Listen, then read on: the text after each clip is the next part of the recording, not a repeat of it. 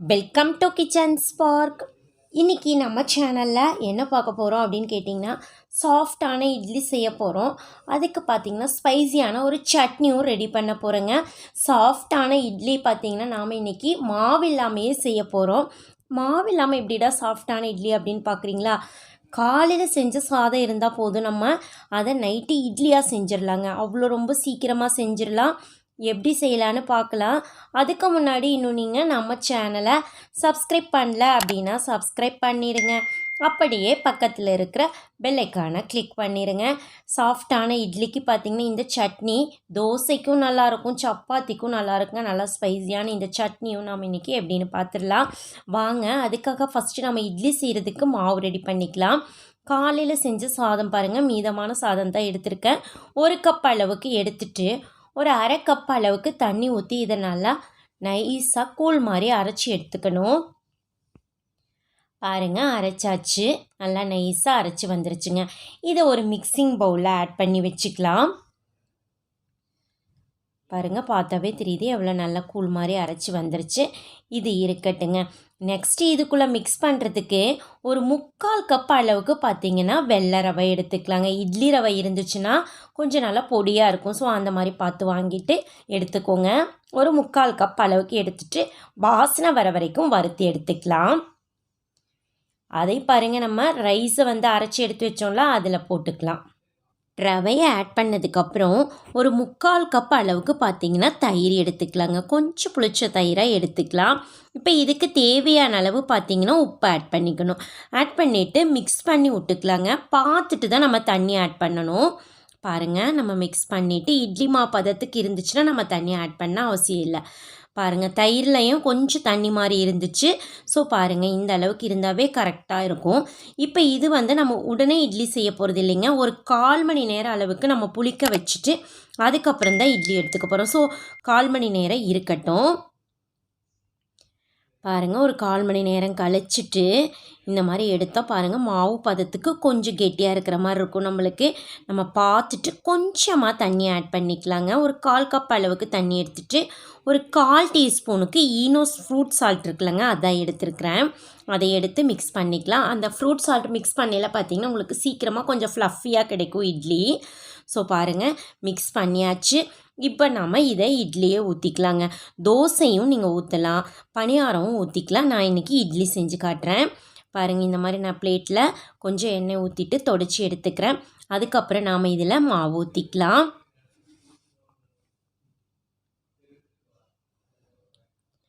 பாருங்கள், இந்த மாதிரி நம்ம இட்லி தட்டம்லாம் மாவு ஊற்றிட்டு இதை இப்போ நாம் ஸ்டீமில் வேக வச்சு எடுத்துக்கலாங்க.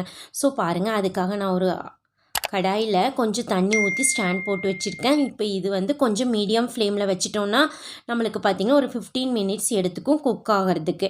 ஸோ அதுக்குள்ளே நம்ம பார்த்திங்கன்னா சட்னி ரெடி பண்ணிக்கலாம். அதுக்காக பாருங்கள், ஒரு மிக்ஸி ஜாரில் சின்ன வெங்காயம் எடுத்திருக்கேன். ஒரு 1/4 கிலோ அளவுக்கு சின்ன வெங்காயம் எடுத்திருக்கேன். காரத்துக்கு ஏற்ப நம்ம காஞ்ச மிளகாய் எடுத்துக்கலாம். அதுக்கப்புறம் ஒரு கொத்த அளவுக்கு கருகாப்பிலை இலை, அப்புறம் கொஞ்சமாக ஒரு கொட்டை அளவுக்கு புளி எடுத்துக்கலாம்.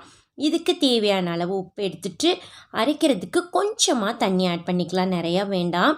இதை நல்லா உங்களுக்கு நல்ல ஃபைன் பேஸ்ட்டாகவே அரைச்சி எடுத்துக்கலாம். பாருங்கள், நல்லா அரைச்சி எடுத்தாச்சு. இப்போ நம்மளுக்கு சட்னி பாருங்கள் நல்லா நைஸாக அரைச்சி எடுத்தாச்சு. இது இன்னொரு வேலை இருக்குங்க. இது நம்ம கொஞ்சம் எண்ணெய் ஊற்றி தாளிக்கணும். அதுக்காக தேங்காய் எண்ணெய் எடுத்துக்கலாங்க. இந்த சட்னிக்கு தேங்காய் எண்ணெய் ரொம்ப சூப்பராக இருக்கும். எண்ணெய் காஞ்சதுக்கப்புறம் கடுகு தாளிச்சிட்டு 1 டீஸ்பூன் கடலைப்பருப்பு, 1 டீஸ்பூன் அளவுக்கு உளுத்தம்பருப்பு ஆட் பண்ணிவிட்டு ஒரு கொத்த அளவுக்கு கருகாப்பிலை இலை, அதுக்கப்புறம் பாருங்கள் நம்ம அரைச்சி வச்சோம்ல சட்னி, அதை இதை ஆட் பண்ணிக்கலாம். ஆட் பண்ணி ஒரே ஒரு தடவை கொதிச்சா போதுங்க. ரொம்ப நேரம் நீங்கள் இதை கொதிக்க விட வேண்டியதில்லை. ஒரு கொதி வந்துச்சு அப்படின்னா நம்ம சட்னியை ஆஃப் பண்ணிக்கலாம். பாருங்கள், நல்லா ஒரு கொதி வந்துருச்சு. அவ்வளோதாங்க, நல்லா ஸ்பைசியான சட்னி நம்மளுக்கு ரெடி ஆயிடுச்சுங்க. இது ஒரு பவுலுக்கு நம்ம மாற்றி எடுத்து வச்சுக்கலாம். பாருங்கள், இந்த சட்னி பார்த்திங்கன்னா உங்களுக்கு தோசைக்கும் நல்லாயிருக்கும், பணியாரம், சப்பாத்தி எல்லாத்துக்குமே ரொம்ப ரொம்ப சூப்பராக இருக்கும். புளி போட்டிருக்கிறது நம்ம லஞ்சுக்கு கூட கொடுத்து விட்டுக்கலாம். பாருங்கள் இப்போ ஒரு 15 மினிட்ஸ் ஆயிடுச்சு. இட்லி நம்மளுக்கு நல்லா குக் ஆகி வந்துருச்சு. வெந்துருச்சா அப்படின்னு பார்க்குறதுக்காக பாருங்கள், நம்ம ஒரு டூத் பிக் வச்சு இந்த மாதிரி பார்த்துட்டிங்க அப்படின்னா கையில் மாவு ஒட்டாமல் இருக்குது பாருங்கள். ஸோ இட்லி வெந்துருச்சுங்க. நம்ம இதை வெளியில் எடுத்து வச்சுக்கலாம். பாருங்கள், நான் கீழே எடுத்து வச்சிட்டேன். இந்த மாதிரி ஒரு ஸ்பூன் வச்சு லைட்டாக ஓரங்களை மட்டும் எடுத்து விட்டு எடுத்துக்கலாம். வாவ், ரொம்ப சூப்பராக நல்லா சாஃப்டான இட்லி பாருங்கள் நம்மளுக்கு ரெடி ஆயிடுச்சுங்க. மாவே இல்லை, நம்ம பார்த்திங்கன்னா வீட்டில் மீதமான சாதத்தை வச்சு ரொம்ப சூப்பராக சாஃப்டான இட்லி ரெடி பண்ணியாச்சுங்க. அவ்வளோதான் பாருங்கள். இன்னொரு தட்டம் கூட நான் ஊற்றி ரெடி பண்ணி வச்சுட்டேன், அதையும் எடுத்துக்கலாம். இப்போ பார்த்திங்கன்னா நம்ம ஒரு கப் ரைஸுக்கு நம்ம எடுத்த ரவைக்கு எல்லாம் பார்த்திங்கன்னா 10 இட்லிக்கு நம்மளுக்கு கிடைக்குங்க. பாருங்கள், நான் அதுக்கு சட்னி எடுத்தோம்ல, அந்த சட்னியும் எடுத்து வச்சாச்சுங்க. இட்லிக்கும் சட்னிக்கும் அவ்வளோ சூப்பராக இருக்குங்க. ரொம்ப ரொம்ப சூப்பராக சாஃப்டான இட்லியும் ரெடி ஆயிடுச்சு, நல்ல ஸ்பைஸியான சட்னியும் ரெடி ஆயிடுச்சு.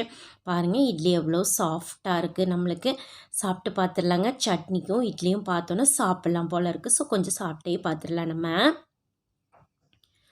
வாவ், பாருங்கள் நல்லா கலர்ஃபுல்லாக சூப்பராக சாஃப்டான இட்லி சட்னி ரெடி ஆயிடுச்சு. ரொம்ப ரொம்ப சிம்பிளாக செஞ்சுருக்கோம். பட் டேஸ்ட்டு பார்த்திங்கன்னா ரொம்ப வேறு லெவலில் இருக்கும். நீங்கள் உங்கள் வீட்டில் இந்த மாதிரி மீதமான சாதத்தை வச்சு கண்டிப்பாக இட்லி செஞ்சு பாருங்கள். ரொம்ப ரொம்ப சூப்பராக இருக்கும். அதுக்கு இந்த சட்னியும் ரெடி பண்ணி பாருங்கள். நீங்கள் மீண்டும் மீண்டும் இதை தான் செஞ்சு சாப்பிடுவீங்க, அந்த அளவுக்கு இது டேஸ்ட்டாக இருக்கும். ஸோ நீங்கள் செஞ்சு பாருங்கள். செஞ்சு பார்த்துட்டு எப்படி இருக்குதுன்னு மறக்காமல் கமெண்ட் பண்ணுங்கள். உங்களுக்கு இந்த வீடியோ பிடிச்சிருந்தது அப்படின்னா உங்கள் ஃப்ரெண்ட்ஸுக்கெல்லாம் ஷேர் பண்ணுங்கள், லைக் பண்ணுங்கள்.